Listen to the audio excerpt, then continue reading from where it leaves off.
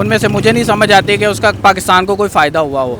अभी रिसेंटली हम लोगों ने ऑयल परचेज़ किया है रशिया से, वो उसकी अगर आप थोड़ी सी डिटेल में जाएं तो हमें पता चलता है कि वो हमने रशिया के नहीं इंडिया से हमने परचेज़ किया। बेसिकली मैडम बात ये है कि इंडिया जो है ना वो अपने पैरों पे खुद खड़ा होना चाहता है, और ये हमें नरेंद्र मोदी है ना, वो आप खुद देख लें कि वो जो हुकूमत चला रहा है, इलेक्शन हुए या नहीं हुए लेकिन उसकी हुकूमत नहीं गिरी।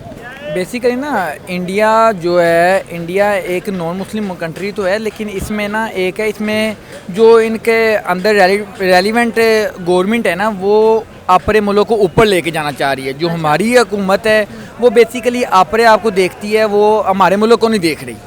अब अगर इस चीज़ के ऊपर आप आए तो अब इंडिया के देखें ना, इंडिया के कंपैरिजन करें। अस्सलाम वालेकुम नाज़रीन, हम आवाज़ के साथ मैं हूं आपकी होस्ट आयशा मतीन। नाज़रीन, अगर हम बात करते हैं ड्रोन्स वेपन्स की, तो इंडिया जो है अमेरिका से लेने जा रहा है 30 जो है अब MQ-9 B weapon, drones weapon जो है वो इंडिया से लेने जा रहा है। तो और ये जो है बड़ी ज़बरदस्त बात है कि ये एक उनके लिए वो ये भी चाह रहे हैं कि हम एक सेल्फ डिपेंड हो जाएं, कि हर एक सेक्टर में जो है बड़े ज़बरदस्त हैं। 3 बिलियन के जो है ये इन्वेस्ट करने जा रहे हैं। तो आइए पाकिस्तानी अवाम की तरफ चलते हैं कि वो इस बारे में क्या कहते हैं। अवाम की तरफ जाने से पहले वीडियो को लाइक कीजिए और वीडियो के एंड तक रहिए मेरे साथ। मैम फर्स्ट ऑफ ऑल तो देखें हमारे और उनके मुल्क के अंदर जो डिफरेंस है ना, वो है डेमोक्रेसी का। हम लोग अभी भी मतलब 75 साल से हम लोगों के इधर पाकिस्तान में कोई आज़ादाना किस्म की कोई डेमोक्रेटिक हुकूमत बनी नहीं है। और सेकेंडली ये कि आप अगर उनके वज़ीर ख़ारजा को देखें, जयशंकर को, उसकी एजुकेशन देखें, और एक हमारे वज़ीर ख़ारजा साहब हैं, वो उनको दौरों से ही फुर्सत नहीं है। वो मतलब कि बिलावल साहब, अभी तक हमें ये नहीं पता चला कि मतलब वो फ़ॉरेन पॉलिसी कर किस पॉइंट ऑफ व्यू पे रहे हैं। हमारी तो फ़ॉरेन पॉलिसी भी हमें आज तक समझ नहीं आई कि मतलब वो क्या कर रहे हैं। इंटरनेशनल ताल्लुकात अगर वो जा भी ना कुछ बेहतर तो, ताकि हमने फ्यूचर में उनसे कुछ लेना हो, जैसे कि अब नरेंद्र मोदी साहब उनसे ले रहे हैं। अब एक इंडिया पे पूरा एतमाद हर एक जो है कंट्री हो चुकी है कि वो उन पर डिपेंड भी होती जा रही है इंडिया पे। और मोदी साहब अब ये जो है नेक्स्ट स्टेप जो लेने लगे हैं, क्या कहते हैं, वहाँ पर जो है वो इस लिहाज से भी जो है अपने आप को स्ट्रॉन्ग कर लेगा कि उनके पास वेपन्स हैं, और इन फ्यूचर क्या पता वो सारे ही ले लें तो लोग उन पर डिपेंड हो जाएँ। मैम देखें, हाँ, हम लोगों का जो फ़ॉरेन पॉलिसी है जितनी भी है अभी तक, तो मतलब हमें क्लियर भी नहीं है कि बिलावल साहब ने जितने भी अभी 1 साल में तूफ़ानी किस्म के दौरे किए हैं, उनमें से मुझे नहीं समझ आती कि उसका पाकिस्तान को कोई फ़ायदा हुआ हो। अभी रिसेंटली हम लोगों ने ऑयल परचेज़ किया है रशिया से, वो उसकी अगर आप थोड़ी सी डिटेल में जाएँ तो हमें पता चलता है कि वो हमने रशिया के नहीं इंडिया से हमने परचेज़ किया है। यानी मिडल मैन बीच में एक इंडियन था जिससे हमने पर बैरल $13 महंगा परचेज़ किया, और उसका पाकिस्तान को कोई फ़ायदा नहीं हुआ। तो वो लोग मेरी बात सुने, अगर यूएस उनको दे रहा है इस तरह से वेपन्स जो दे रहा है, तो अगर हम पिछला देखें, काफ़ी पहले जो है इस पाकिस्तान ने भी उनसे ये की थी डिमांड कि आप हमें दें, तो उन्होंने मना कर दिया था। तो अब उन्होंने इंडिया के लिए ओके कर दिया, तो क्या कहते हैं यहाँ पर उनका एतमाद नहीं है कि हम इनको दें तो कोई मिस यूज़ ना हो। देखिए मैम, पाकिस्तान के पास तो अभी फ़िलहाल वेपन तो छोड़ें, कर्ज़ा कोई नहीं दे रहा पाकिस्तान को। IMF से हम लोग कर्ज़े के लिए अमेरिका के तरले कर रहे हैं कि वो बीच में इंटरफेयर करें और हमें $1 अरब दे दें। तो वेपन तो बहुत दूर की बात है। और बात यह है कि मेरा नहीं ख्याल कि अगर वो इंडिया ख़रीद भी रहा है वेपन, फ़र्स्ट ऑफ़ ऑल अगर वहाँ से ख़रीद भी रहा है, तो उसने हमारे जैसे मुल्क के ऊपर ही अगर यूज़ करना है, तो फिर आफरीन है इंडिया के ऊपर कि वो ये ख़रीद रहा है, क्योंकि हम लोगों का तो वैसे ही इस टाइम काम एंड हुआ पड़ा है। नहीं, बिल्कुल। वो अभी जो है इंडिया बड़ी ऐसे, वो आपको पता है नरेंद्र मोदी साहब जो बड़े सेफली चलते हैं, वो ये चाह रहे हैं कि उनकी आर्मी का जो सेक्टर है सारा, हम वेपन्स के लिहाज से भी बड़े स्ट्रॉन्ग हो जाए, कि हमें कभी कोई ज़रूरत पड़े तो हमें ये किसी से भी डिपेंड ना हो। मतलब वो चाह रहे हैं कि हम डिपेंडेंट हर चीज़ पे अपने आप को डिपेंड करें। आप देखें IT सेक्टर में भी वो नंबर 1 पे चले गए हैं, ठीक है। हर एक प्लांट उधर लग गया, मेड इन इंडिया का ऑयल रिफाइंड का प्लांट है उधर लग गया। बेसिकली वो हर एक लिहाज से अपने आप को स्ट्रॉन्ग कर रहे हैं, तो हम क्यों नहीं उनको देख के फॉलो करते हैं? हम तो आपस में लड़ाई झगड़े नहीं खत्म हो रहे। मैम सबसे पहली बात मैंने आपको की है कि वहाँ पे डेमोक्रेसी है। अच्छा। यहाँ पे नहीं है डेमोक्रेसी। यहाँ पे जो भी गवर्नमेंट आती है, अगर फॉर एग्जांपल आज इलेक्शन हो जाते हैं और कोई गवर्नमेंट बन जाती है, तो सबसे पहले तो अपोजिशन का यही रोना ख़त्म नहीं होता कि ये फ़ौज की मदद से आए हैं, तो ये ऐसे आए हैं, तो वैसे आए हैं। अगर आ गया है उधर, एक प्लस पॉइंट भी है नरेंद्र मोदी साहब को है, बड़े टाइम से उधर स्टिल रखा जा रहा है, एक उनका प्लस पॉइंट है। अगर कहाँ कोई आ जाता है तो उनको क्यों नहीं मौका दिया जाता? कोई प्रोजेक्ट पिछले हैं तो वो आगे वाला क्यों कंटिन्यू नहीं करता? तो इसलिए तो हम बैक स्टेप जा रहे हैं। बिल्कुल ऐसे ही मैंने आपको बताया ना मैम कि ओपोजिशन किसी की भी बन जाए, फॉर एग्जांपल इमरान खान की या किसी की भी बन जाए, तो वो यही कहते हैं कि ये आर्मी की मदद से आए हैं। फॉर एग्जांपल चले उन्होंने टेक ओवर कर भी लिया, तो हमारी ओपोजिशन को चाहिए कि वो उनको सपोर्ट करें। अब ये पिछले तकरीबन कोई 3.5 साल से पहले इन्होंने रोना धोना किया कि इमरान खान ने ये किया वो किया। अब पिछले 1.5 साल से इनकी गवर्नमेंट है, इन्होंने क्या किया? ये तो अपने रिजर्व भी इन्होंने गिरा दिए। एग्जैक्टली कोई ऐसा कोई राय अमल दिखाते हैं या आपस में कोई बैठ के बातचीत करते हैं ताकि हम जो है कोई बाहर इन्वेस्टर्स हैं उनको थोड़ा वेलकम कर सकते हैं। आप देखें कोई इन्वेस्टर अब आने को यहाँ तैयार नहीं है, इंटरनेशनल ताल्लुकात वैसे ही ख़राब हो चुके हैं। अगर आप क्या चाहते हैं, अगर इंडिया इस टाइम टॉप पे है तो हमें उनके साथ ताल्लुकात थोड़े बेहतर नहीं करने चाहिए, कोई बातचीत कारोबारी लिहाज से? मैम कौन करेगा? मिक्स फ्रूट चाट तो हमारी हुकूमत है। अब फॉर एग्जांपल अगर मुस्लिम लीग नून की एक कोई पॉलिसी है इंडिया से बात करने की, तो पीपल पार्टी की नहीं होगी। अगर पीपल पार्टी करेगी तो ANP की नहीं होगी, MQM की नहीं होगी। मिक्स तो यहाँ पे गवर्नमेंट कोलेशन गवर्नमेंट है, और उस कोलेशन गवर्नमेंट का हम लोगों को कोई फ़ायदा तो है नहीं है। तो क्या कहते हैं आप, सबसे पहले चाह रहे हैं कि यहाँ पर क्या चीज़ बेहतर हो जिसकी वजह से हम सारी चीज़ों को रिजॉल्व कर? सबसे पहले मिस यहाँ पे ज़रूरी है कि फेयर एंड फ्री इलेक्शन हो, और उस इलेक्शन को तकरीबन ओपोजिशन भी तस्लीम करे, और जो हुकूमत में है उसको फ्री हैंड काम करने दिया जाए। क्योंकि जो भी गवर्नमेंट, फॉर एग्जांपल अभी तक आप देखें कि 75 सालों में हमारा कौन सा ऐसा वज़ीर आज़म है जिसने कोई अपनी मुद्दत पूरी की हो।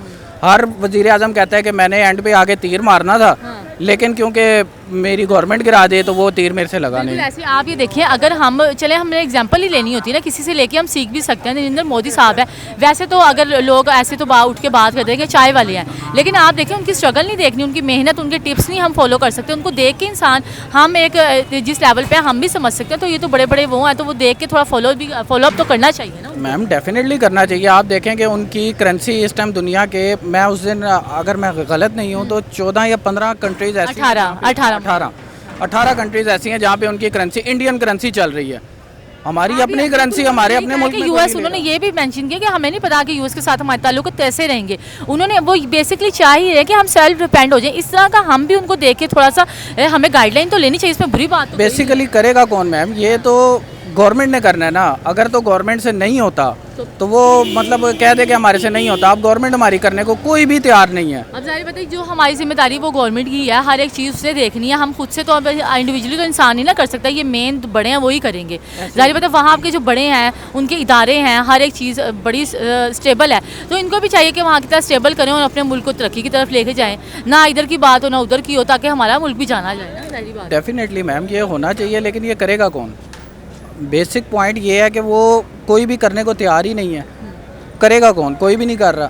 हमारे मुल्क में यही तो बदकिस्मती है, जो भी आता है वो मतलब अपने मफाद को देखता है, और जिस टाइम वो उसको निकाल दिया जाता है तो वो एक ही बात करता है कि जी मुझे निकाल दिया, मुझे टर्नओवर पूरा नहीं करने दिया गया। बेसिकली मैडम बात ये है कि इंडिया जो है ना वो अपने पैरों पे खुद खड़ा होना चाहता है, और ये हमें नरेंद्र मोदी है ना, वो आप खुद देख लें कि वो जो हुकूमत चला रहा है, इलेक्शन हुए हैं नहीं हुए, लेकिन उसकी हुकूमत नहीं गिरी। नवाज शरीफ लोगों को ये है कि हमें सीट मिलनी चाहिए, इमरान खान को है मुझे सीट मिलनी चाहिए, और ये पाकिस्तान की जो अवाम है ना, मैं तो यही बोलूँगा कि ये इनका कसूर है, पाकिस्तान के अवाम का कसूर है। बात सुनो, जो बड़े इदारे होते हैं वो हर एक चीज़ को गौर कर रहे होते हैं। अगर वहाँ पर हम इंडिया में देखें, नरेंद्र मोदी साहब जिस तरह से फैसले लेते हैं, अगर जो है पूरे इदारे उनके मुताबिक ना चलें, मतलब यह है कि मानने की भी बात है ना, हर एक इदारा, छोटा बड़ा इदारा सब जगह आएगा। अब यही जो वेपन्स की बात है, मैंने आपको बताई, ड्रोन्स की बात काफ़ी सालों पहले पाकिस्तान ने भी कही थी, यूएसए के आप हमें दें, तो उन्होंने नहीं दिए। क्यों इनकार कर दिया? वो दे सकते थे। क्या यहाँ पर इशू है, क्यों नहीं यहाँ पर एतमाद बनता? पाकिस्तानी अवाम सबको पता है कि पाकिस्तान की गवर्नमेंट क्या कर रही है, ठीक है। मतलब 1 साल में, 2 साल में, 3 साल में, आई थिंक के 5 साल में 2 बार हुकूमत चेंज हो रही है। बिल्कुल, तो ये है कि वो फिर ट्रस्ट लेवल नहीं बनता ना, वो कहता है कि यहाँ पर आके हमें फ़ायदा तो कुछ यही फ़ायदा है। हम जब 2014 की बात करें, 14 की, तब जब नवाज शरीफ का दौर था, तब हालात बेहतर से मेरे ख्याल से। उसके बाद इमरान खान नया पाकिस्तान बना रहा था, अवाम उसके पीछे नया पाकिस्तान के लिए, फिर उसने जलील की। अब हालात इस लेवल तक गलत हो गए हैं, आपको भी पता है कि अभी कोई हाल है किसी का, आपको भी पता है। बिल्कुल आपने सही बात है। आप ये देखें नरेंद्र मोदी साहब, ऐसा नहीं है कि वहाँ करप्शन नहीं होती होगी, ऐसा नहीं है वहाँ पर आपस में लड़ाइयाँ नहीं होती होंगी, लेकिन वो फिर भी अपनी हुकूमत को बीच में नहीं लाते, वो अपने काम को, अपने कारोबार को बीच में नहीं लाते। वो हर एक से, यूएस से देख ले, चाइना, फ्रांस, रशिया, हर एक से उनके ताल्लुकात नरेंद्र मोदी साहब के बड़े ज़बरदस्त हैं, और वो खुद इन्वेस्टर जो उनके पास आ रहे हैं, यहाँ से इन्वेस्टर जो है बातें ही नहीं है, यहाँ से चले गए हैं। तो क्या कहते हैं, यहाँ पर क्या चीज़ स्टेबल होनी चाहिए तो हमारे हालात बेहतर होंगे? पाकिस्तान की जो गवर्नमेंट है ना, इसको सोचना चाहिए।